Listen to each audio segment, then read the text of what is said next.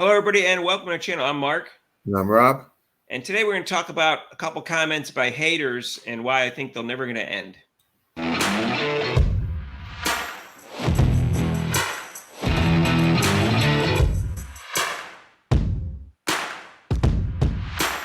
And hey, if you haven't subscribed to our channel yet, please do so and hit the notification bell when you do so you get notified of our next videos. If you like Kate and Clark, subscribe to our channel. If you think the Fever's going to win tomorrow night, subscribe to our channel. If you think they're going to lose, subscribe to our channel. Just subscribe.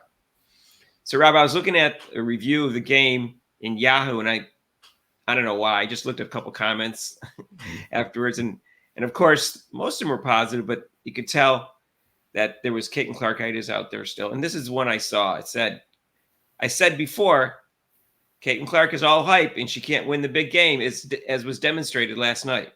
I said, okay, it was one game. It's a playoff series, first of all, and it's one game. And she's not all hype because guess what? She was fourth in the voting for MVP as a rookie, and she won Rookie of the Year according to AP unanimously. So obviously she's not all hype. So my thinking, Rob, this type of attitude will never end, no matter what Caitlin Clark accomplishes. That's my guess. Oh yeah, it's not gonna end. Like I said, she could win 5 or 6 championships, 4 MVPs, and they still would say, she's just a so-so player. Yeah, I mean, once she wins an MVP and a championship, theoretically, they really have no say. But that won't stop them. No. Because what else can she accomplish besides a championship and an MVP? They'll say, oh, well, she won the championship because some other player carried the team, not her. Or the coach. Right, she had a great coach, whatever. They'll make up something. Even if she gets multiple, they'll just make it up. They'll just say, what about the turnovers or whatever they'll say. They'll always say something. Because there was a comment in one of our threads about the fact that she can't win the big game. And yes, she hasn't won a championship in college, but she didn't go to a stacked team like UConn or South Carolina. And she would have won several championships if she had. And so then what would you say? She can't win the big game, even though she won it? They would make that up anyways. But I will tell you that she does come up big in big games. And I just want to review that. She, in her last 2 years, the only time her teams were actually good enough to really do anything in the NCAA tournament, she made the finals both times. And they weren't favored to make the finals either time. So they actually overachieved both times. And in her 6 most important games of her life, up to that point, the Elite 8, the Final 4, and the finals, she had 3 of the best games in the history of women's basketball. 3 out of 6. In other words, she played 3 fantastic games out of 6. Now think about that.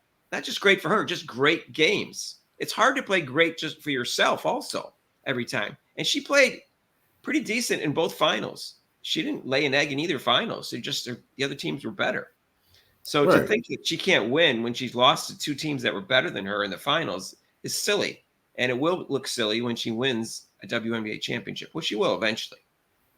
Yeah, that'll shut them up. That'll learn them. Well, but Rob, she was the first rookie in the history of sports that they evaluated her rookie year after 2 or 3 games.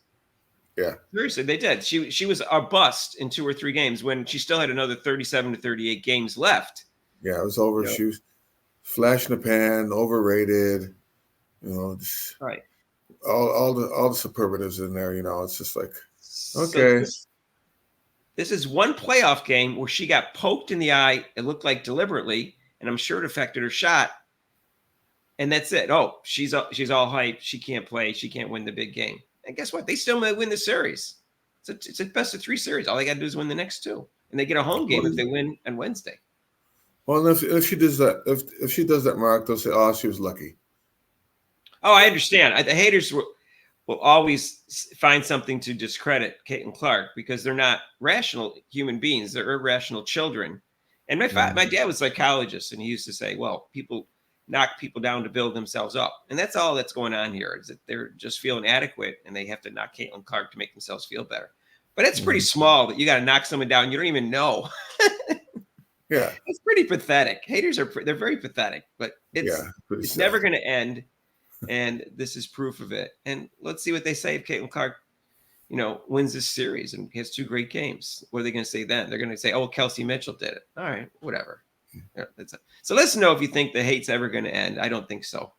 No. And but it's just an example of, I saw that thread and I said, it reminded me of Rob and I talked about this before. We said it doesn't matter how well she finished the year and how great she played this year. The haters are always going to find something to hate about, and they did, of course. So they proved us right.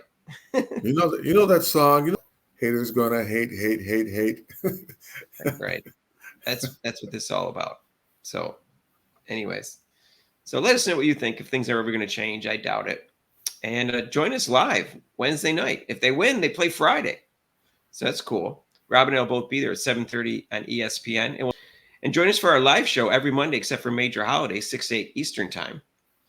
And if you like this video, hit the like button. If you haven't subscribed to our channel, what are you waiting for? Hit that notification bell when you do so you get notified of our next videos. And if you want to donate to our channel, you can with super chats and super thanks down below. And we'll see you in the next video. Peace out.